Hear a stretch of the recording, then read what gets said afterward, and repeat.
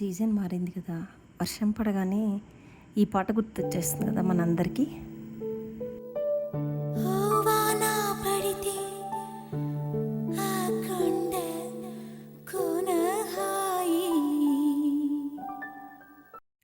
కానీ మనకు గుర్తు రావాల్సింది ఇది.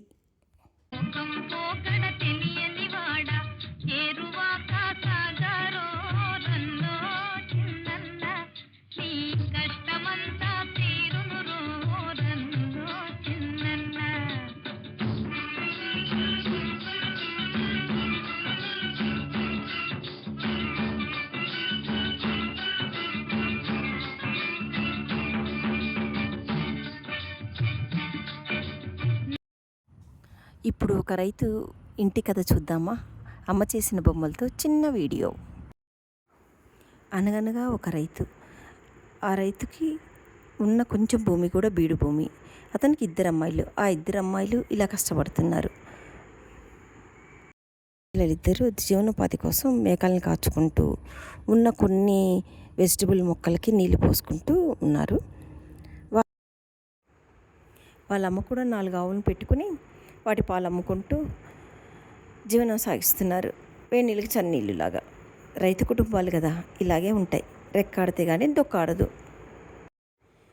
ఆ కౌడంగు యూరిన్ వాళ్ళ బీడి భూమిలోకి వెళ్ళి మంచి ఫెర్టైల్ ల్యాండ్ లాగా మారిపోయింది. ఇప్పుడు వాళ్ళు వరి నార వేసుకున్నారు.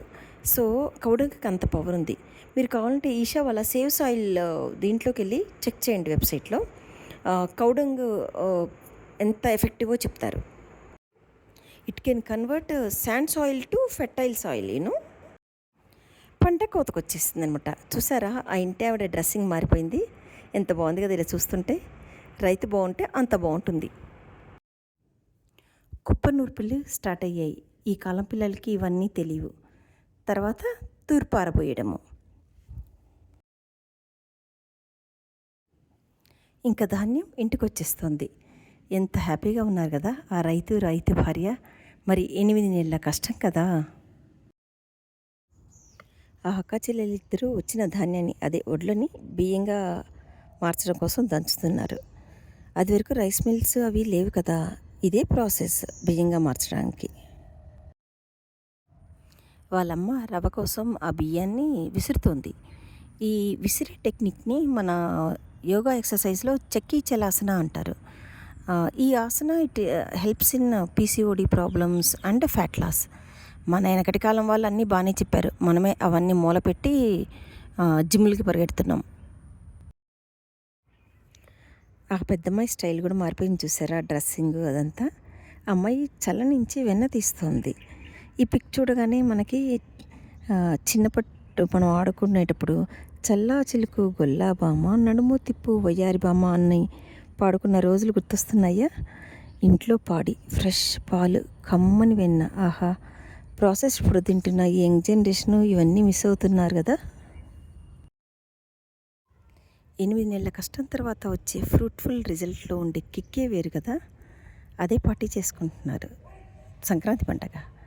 గంగిరెద్దు, సన్నాయిలు, హరిదాసు, ముగ్గులు, ముగ్గు మీద గొప్పెమ్మలు. ఆ అమ్మాయి హరిదాస్కి బియ్యం వేయడానికి చక్కని జడకుప్పలు జడబిల్లలతో ఎంత బాగా నుంచుంది.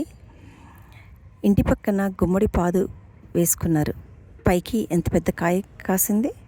వాళ్ళమ్మ పెరట్లో కొత్త బియ్యంతో పొంగల్ వండుతోంది. ఆవిడ తల్లో పెద్ద జడబిల్ల కూడా వచ్చేసింది. ఎంత బాగుంది కదా ఇలా చూడ్డానికి.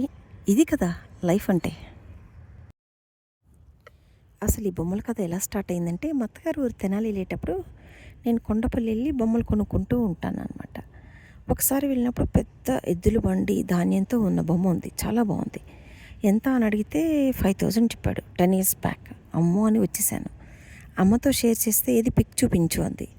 చూపిస్తే అమ్మ నేను చేసి పెడతాను ఉండు అని. అమ్మకి ఇష్టం ఈ బొమ్మలు చేయడం. అది నా కోసం ఈ బొమ్మ తయారు చేసింది అనమాట. తర్వాత అమ్మకు అనిపించిందట, ఈ కాలం పిల్లలకి మేకలు కాచుకోవడం అంటే ఎలా ఉంటుంది, కుప్పనూర్పిల్లు, వరి నారు, తూర్పారబోయడం తెలియదు కదా అని అప్పుడప్పుడు ఒక్కొక్క బొమ్మ చేసి నేను వాటితో ఈ రైతు కథ తయారు చేశాను. జై కిసాన్, జై జవాన్.